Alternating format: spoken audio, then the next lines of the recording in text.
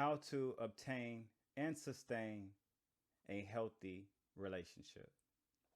If you're going through this, I hope that you get through it, and I will that you get through it. If you clicked on this, I would just ask if you like, comment, and subscribe if I added any value.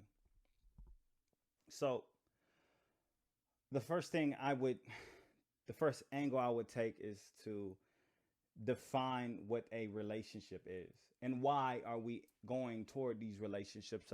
A lot of times we just go into relationships thinking that, oh, this person is attractive, I should be with them. That's okay. However, it is not the end all be all, right? I'm not begging to be with someone because of their physical attributes. You can keep it. Okay? So, uh, in a marriage, what we do is we all get together and we witness two people come together and marry. The intention of this looks as though we're just witnesses. However, we are supporters of this relationship. I support the husband and wife. If the husband and the wife needs my assistance, I then contribute to that because it takes a village to raise a child. It takes a village to support a relationship. So I am not only thinking about myself when I'm getting to these relationships, I'm thinking about her friends or his friends. I'm thinking about her family or his family.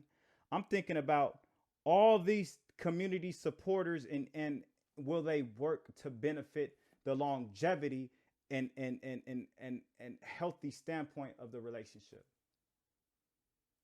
That's what I think about. This is what a relationship is. A relationship is two people coming together, becoming conducive members of society, and being fruitful and multiplying, if I were to put it in layman terms. So how do we achieve these things? I'll tell you how. The first thing is know yourself. Know thyself. Um, when you know yourself, you know then what works for you, right? If I like to to jump rope, you know what I mean. I'm not gonna go to a swimming class. I like jumping rope, so I'm going to a double dutch competition. I'm going to be there. And same for a relationship. If I like long walks, it's probably in my best interest to find an individual to that will take those long walks with me, right? Your hobbies are now both of y'all's. You know what I mean? You're spending time together. So you have to know yourself before you even think about getting with said individual. Don't even think about it. Nah, I don't know. I don't know me yet. Get to know your go to the park. Try different foods. Try different eating habits. See what you like. And then once you feel like you got a good grasp in self, of course, we're always going to learn. But when you got a good grasp of who you are, then you go out. You get a piece of paper. You write the things that will not work for me. I don't like people that wear red pants. I don't like people that wear tank tops. I don't care what your non-negotiables are. Make them yours and make them make sense to you. You know what I mean? You can change, you can grow, whatever the case may be, but these are your non-negotiables. These things are something that cannot be crossed. So you make that list and you grow with that list. That's you at this time. You read another book, it may change your life. You watch. Hey, I watch Maru. I watch Elante's video. Hold your own. He's standing here, and I'm a changed person. So now something got to change. Something got to shake. That's what I'm here for. So the third thing I would speak on is balance. Balance. So equity is not the same as equality, right? If I'm 75 cents. I need a quarter to be a dollar. If this person is 80 cents, they need 2 dimes to be a dollar. You know, some things need different, some people need different areas that we highlight that may need assistance, right? If I paid the bills or you paid the bills, then I can help contribute. And when you get home or when I get home, I can have a meal ready for you. I can because you're investing your time in this area, I can then invest in that. Have you ever had a conversation with two people talking? It's hard. You're getting nowhere. So someone has to listen. Someone has to speak, right? Someone has to be communicating. You don't necessarily have to talk to speak to communicate. However, I'm just giving examples. Now, um, how to obtain this balance is have these conversations with said individual. Know what you like. Because you know what you like, it's going to be that much easier. I know what I like. So what do you like? That's simple. Um, the fourth thing, which is, these are all important to me, but which is pivotal. Again, you get married, you have a whole congregation, you have a whole group of people supporting your marriage, yet um somebody over here doesn't really want you to be the best version of your relationship or partnership. This is where this comes in. Keep your relationship private, okay? And I'm gonna use the analogy. We all have private privates. However, we don't showcase our privates, right? We don't do that.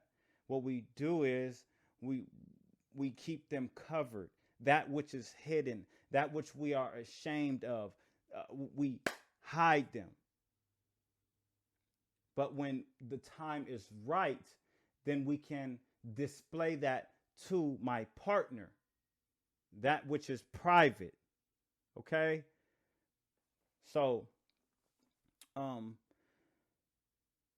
you can't have your mom, your dad, your grandpa, everybody, your friend, your best friend, all in your relationship all the time. That's not their business. If you're going through something, and I mean um, like let's say this person overfilled your water, and you don't not now your ice cubes are too cold, or your water's overflowing your cup, and you're like, man, I this boy done made a mess, and I can't stand it. And say and she's venting or he's venting to someone and like, man, I would never be in something like that. And now it's like putting negativity on your relationship. You know what I mean? It's like, bro, like something so simple that you can have a conversation about, like, hey man, like, you tend to overfill my cup. Something gotta change. Now, if you're dealing with someone that's not willing to do that, then I would say let's go to the drawing board. We may have to make some adjustments. You know what I'm saying? But this it can be solved with communication. Everybody doesn't need to be in your business. Again, this is your private. That which is private to you is only to your confidant, your mediator. We are for the community. I would say that. However, we have to have the discernment which is more what is important. My partner doesn't like the way his belly is shaped, so I'm gonna tell everybody in the world, I heard you don't like the way your belly is. Now your partner feeling bad. So keep it right here. You know what I mean? Know which is which. Balance out what makes sense. Your relationship is yours. I don't care to hear every detail, but I'm in support if there's emergency. So the last thing I would say, or I am going to speak on, is nurturing the relationship. This is huge, right? everything needs to be nurtured. You know, when you're a child, it's a law, right? It's a law. If you neglect your child, you know, you can get in real trouble for that. So same thing in relationship, neglect it. If you have a plant, you have a seed, you plant it in the conducive soil, right? You're not going to put a seed on the table and say, look at it grow. No, you're not.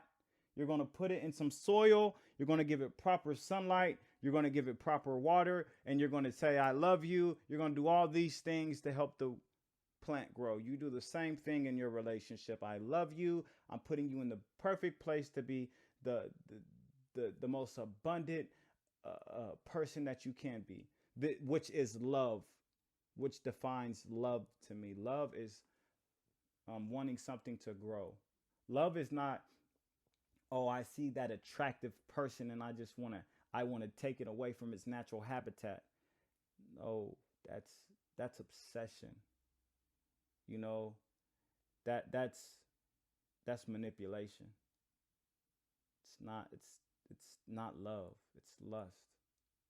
You know, and it'll go nowhere. What you do if you walk, just like you walk by a rose,